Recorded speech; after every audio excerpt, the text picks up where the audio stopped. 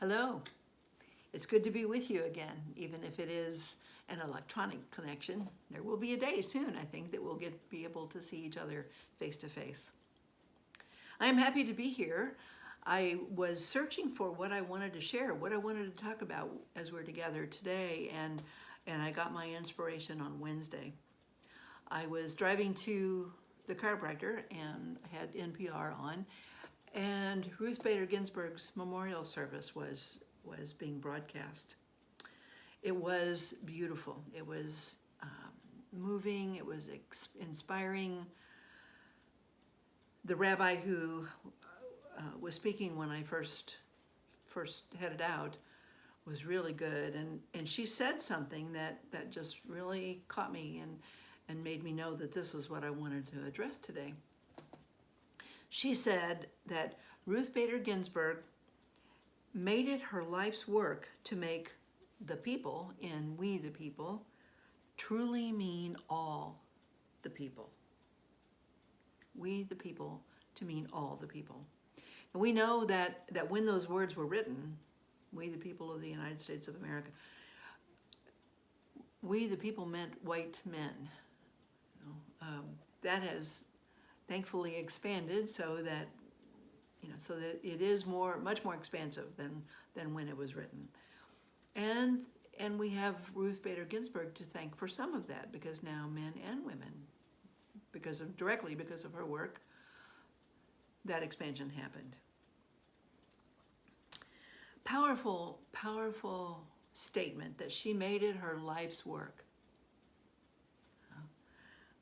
An amazing woman. I'll talk more about her in a minute. I don't know about you, but these are, it seems like I say it every time we're together, these are trying times. They are very trying times.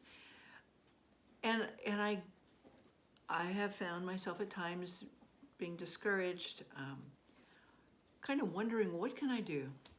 And then especially in light of my life's work, to do something, I'm thinking something big, and I don't know what I can do.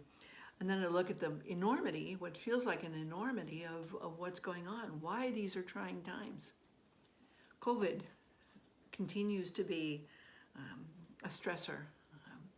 The number of deaths, the number of cases continues to expand, and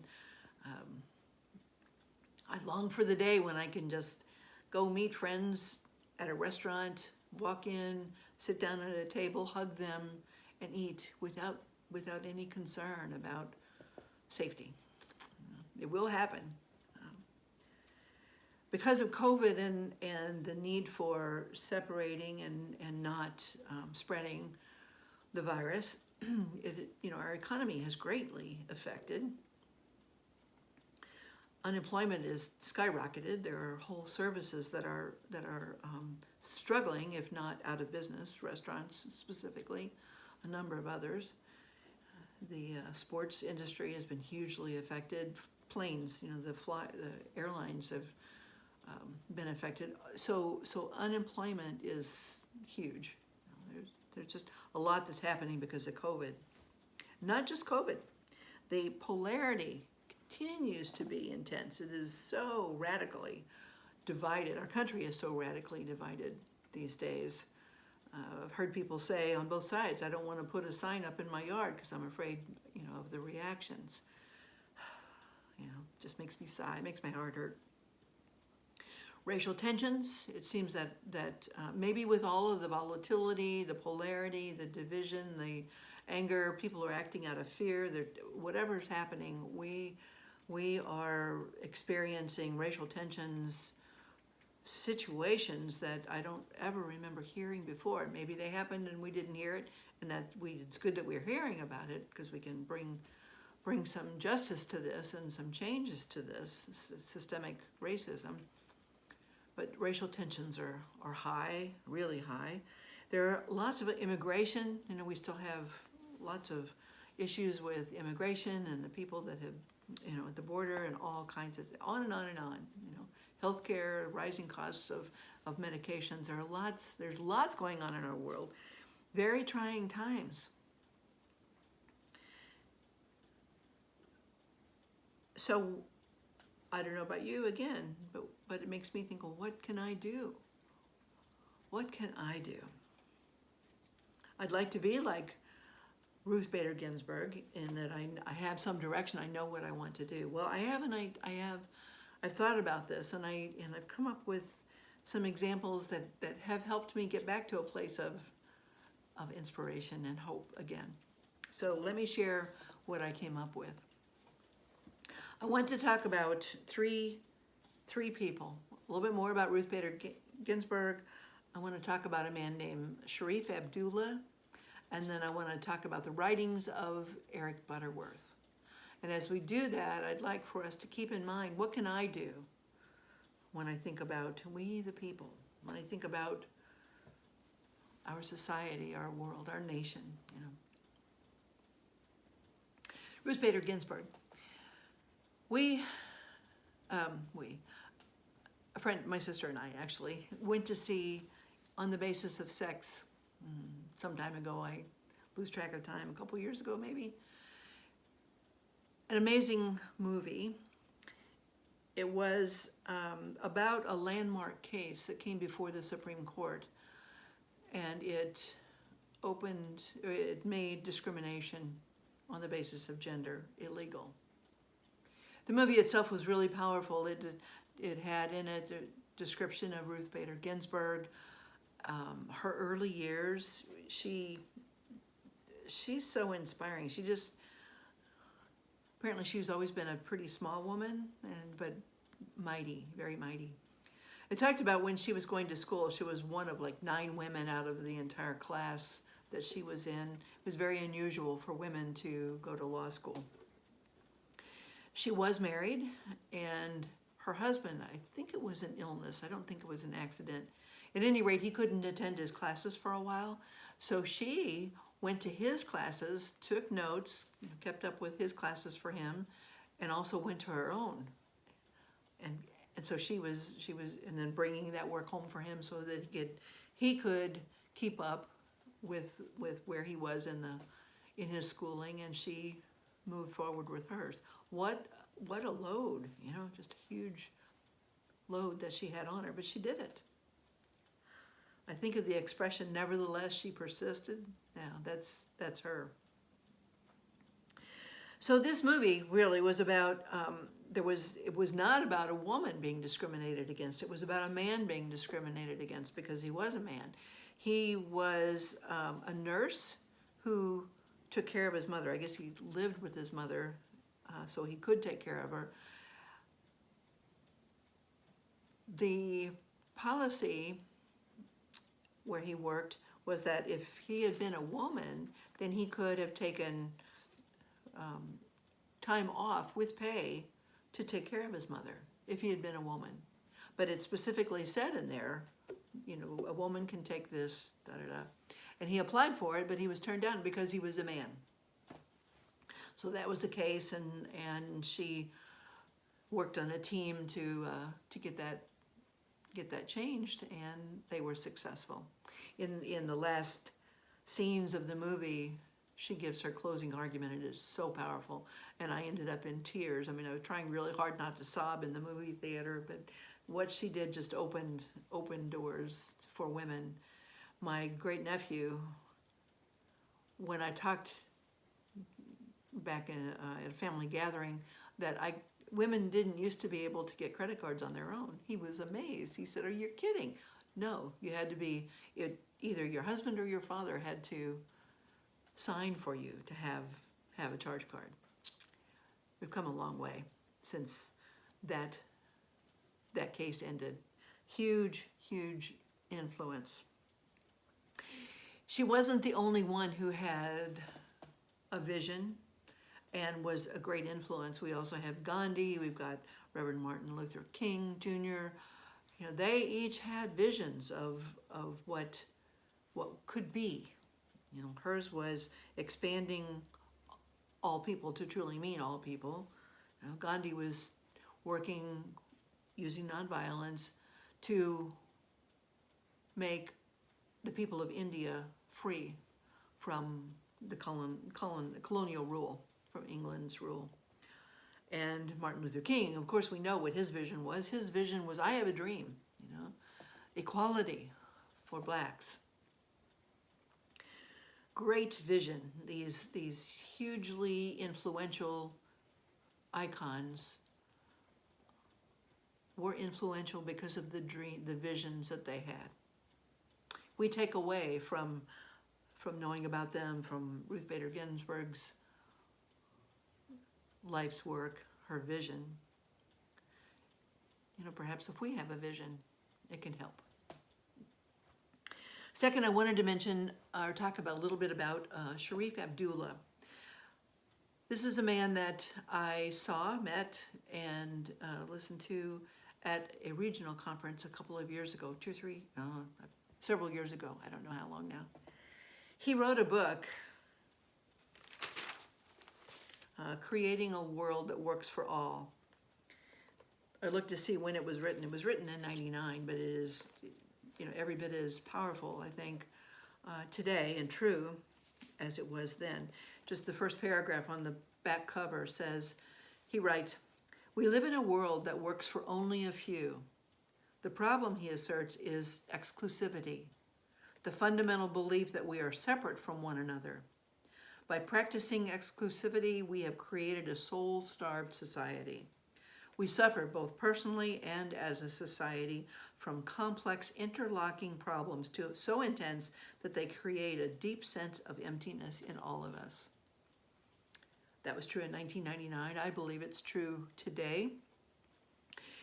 In the lectures that he was doing, he had us list all the problems that we could identify with at the time. You know, homelessness, suicide. I mean, we just had all. He was saying that all of these are caused by this notion of exclusivity. The next sentence here I think is powerful. It says, "But there is hope."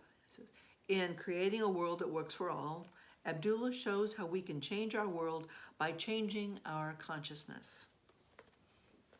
And we Unity people are all about that, are we not? Yeah. Changing our consciousness.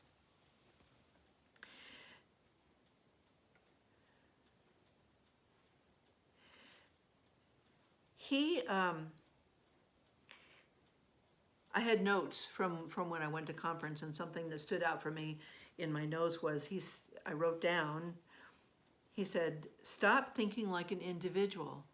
Start operating as a part of one whole." WHOLE, whole. Stop thinking like an individual. Start operating as a part of one whole. So shifting that consciousness, you know, from I'm all by myself to part of a greater good.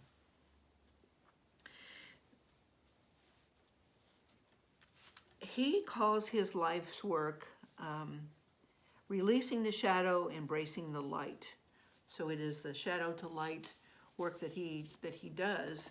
And let me share with you just a little about what he says about each of those.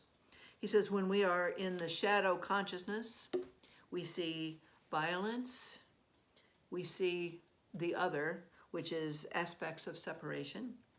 We see lack, and we see despair. We're seeing all of that today. There's a lot of shadow happening. Sometimes there's a lot of shadow in me. And if we want to switch the consciousness, we want to shift to light. What he calls light is where in shadow it's violence, in light it is peace and security. The other, this aspects of separation, in light it is inclusive community. Where there was lack in shadow, there is true abundance and enoughness in light. And then finally, where there is despair in shadow, there is deep fulfillment in light. So I think it makes a lot of sense for us to be interested in then the shift in consciousness. If people like Ginsburg gives us the notion that we want to be inspired, gives us the idea that we need to have a vision, Abdullah says we need to have a shift in consciousness. And then I want to focus on that first thing I said, where he says, stop thinking like an individual. We know in unity, when we talk about thinking, we have a lot of control over that. That is a powerful thing.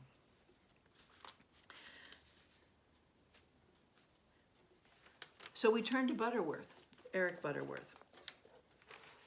I am teaching a class, the history of New Thought and Unity. And I ran across the statement that his first book, Butterworth's first book, is called Unity, A Quest for Truth. I didn't realize that was his first one. I had it, I pulled it out, and I reread it again. It was written in 1965. It's generally, I think I can talk about the two things as we're looking at it in the context of this conversation, and it is our relationship with God, and then living as a manifestation and expression of God. So I want to share some things with you that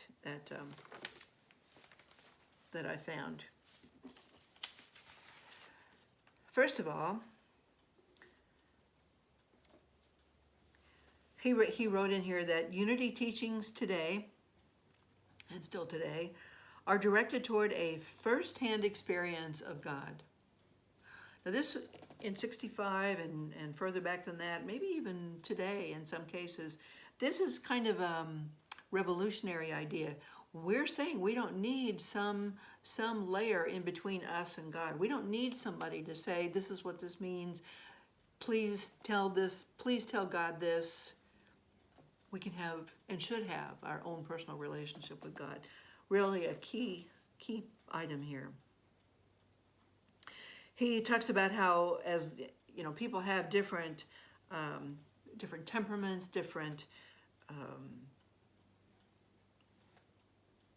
they differ in mind, in education, in experience, so they'll approach their religion differently, and that's okay.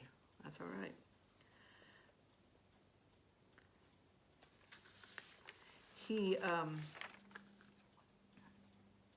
So we're individuals, in one sense. He refers to Scripture. This is from Acts 17.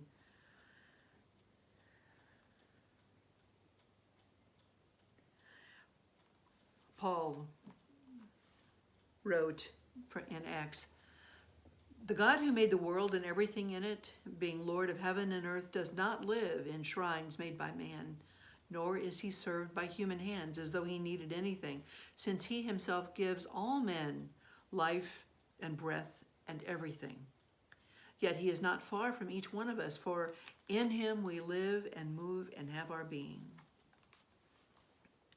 And I think that's another big thing, or major thing, that Butterworth talks about is this God in me notion.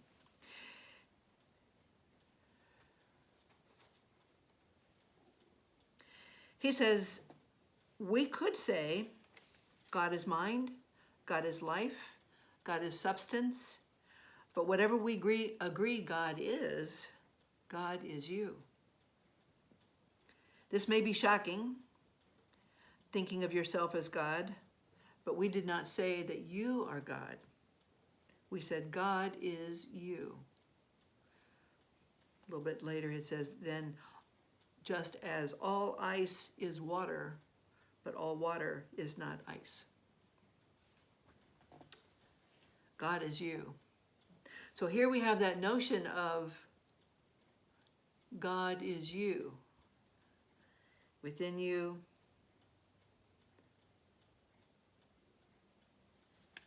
all the people, idea of oneness, shifting from a consciousness of shadow to light, the exclusive me as an individual over to a part of a whole. We are one in God.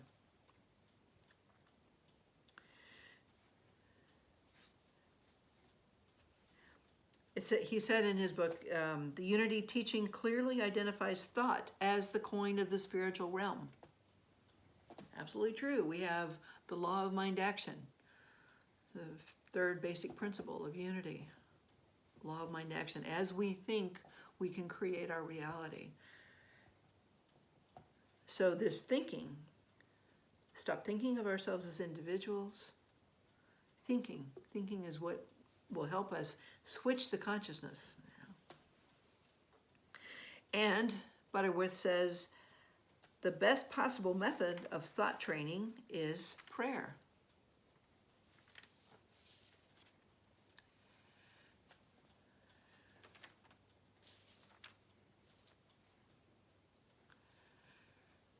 So,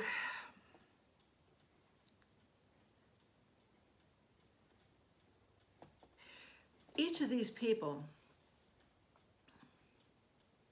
can contribute something to us. If we want to have a vision like Ruth Bader Ginsburg, if we want to be able to switch our consciousness like Abdullah is talking about, if we want to recognize our oneness with God and act from that to be an expression of God, prayer is the answer. And imagine, if you will, what it might be like if we did that, if each of us in our own lives began to get a vision. For me, when I am still, ideas will come through. Maybe for you too. Shifting my consciousness, I need to constantly remind myself. It's not me and them. It's we. It is we. And then remembering Butterworth, and especially this idea of prayer. In doing this, then I can get back to a place of feeling like I can make a difference. I can be what God wants me to be, what I am as God here expressing now. Each and every one of us brings a unique set of talents and skills, experiences that make up who and what you are. And while we are in prayer, connected with that presence, we have the power to change our worlds in ways that we can only us can do that.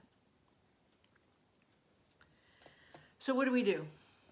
Well, it all comes down really to this thing about thought, about using prayer affirmatively, about aligning ourselves with this power and holding to that.